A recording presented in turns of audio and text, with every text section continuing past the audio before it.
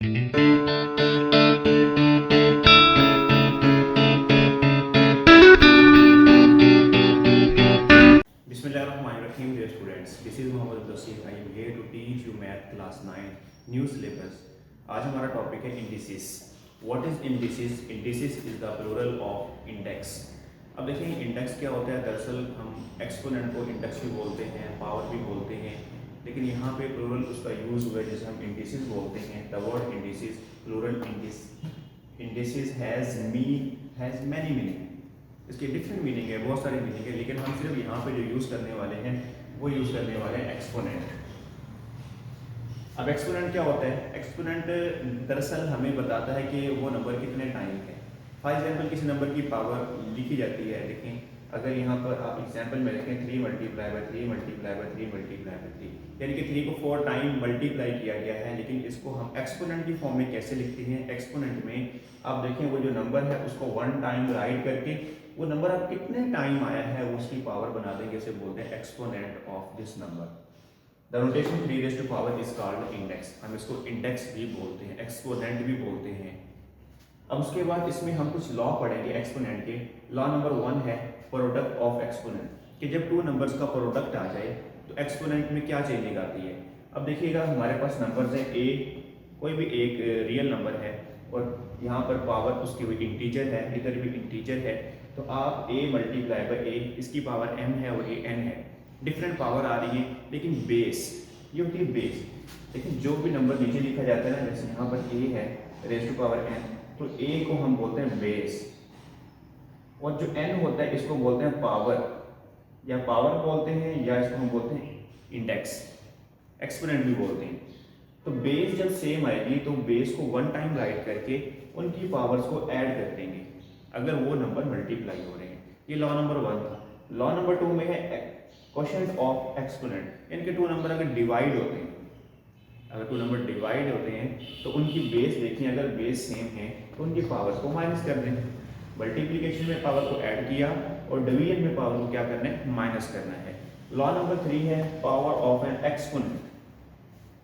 अब देखिए पावर की पावर आ जाए, अब देखिए a raise to power n है, फिर उसकी पावर m है। अगर ऐसी कंडीशन आए तो आप क्या करते हैं, वो दोनों पावर्स आपस में मल्टीप्लाई हो जाती हैं। तो यहाँ पर a raise to power m n। इसकी एक मैं छोटी सी एग्जांपल देता हूँ, जैसे for example 2 raise to power 2 whole raise to power 3 आते हैं। इसको आप लिख सकते हैं 2 raise to power 2 multiply by 3, दोनों पावर्स मल्टीप्लाई, तो आंसर आएगा 2 रेज़ टू पावर 6। तो इसे बोलते हैं पावर ऑफ द एक्सपोनेंट, क्योंकि पावर की पावर कह सकते हैं, डबल पावर आ जाए। उसके बाद है जीरो पावर। अगर कोई नॉन जीरो नंबर है उसकी पावर जीरो आ जाती है। नॉन जीरो में कि जो a है ये जीरो नहीं होना चाहिए, अदर देन जीरो होना चाहिए। इसकी पावर जब जीरो आएगी तो आंसर क्या मिलेगा? हमें 1 मिलेगा। अब लॉ नंबर 5 में आते हैं नेगेटिव एक्सपोनेंट रूल। अब नेगेटिव एक्सपोनेंट क्या होता है? नेगेटिव एक्सपोनेंट का मतलब ये होता है कि अगर किसी नंबर की पावर माइनस में है, अगर उसकी पावर को पॉजिटिव बनाना है तो हम उसका रेसिप्रोकल लेते हैं। लेकिन दरअसल इस नंबर के डिनोमिनेटर में कोई नंबर नहीं है तो 1 होता है, हम इसका रेसिप्रोकल लेंगे। रेसिप्रोकल का मीन होता है डिनोमिनेटर को न्यूमरेटर बनाएं और न्यूमरेटर को डिनोमिनेटर बना दें, तो पावर का साइन क्या हो जाता है? चेंज हो जाता है। अगर माइनस हो तो प्लस और प्लस हो तो माइनस बन जाता है। लॉ नंबर 6 देखिए, distributive law of exponent over multiplication. अभी डिस्ट्रीब्यूटिव लॉ है, लेकिन किसके साथ है? मल्टीप्लिकेशन के साथ। अगर 2 नंबर का प्रोडक्ट है, उनकी एक सिंगल पावर मौजूद है, तो आप उनको सेपरेट करके पावर की फॉर्म में लिख सकते हैं और नंबर का प्रोडक्ट भी लिख सकते हैं। इसी तरह नेक्स्ट लॉ है distributive law of exponent over division. यहाँ पर मल्टीप्लिकेशन थी, यहाँ पर डिवीजन है।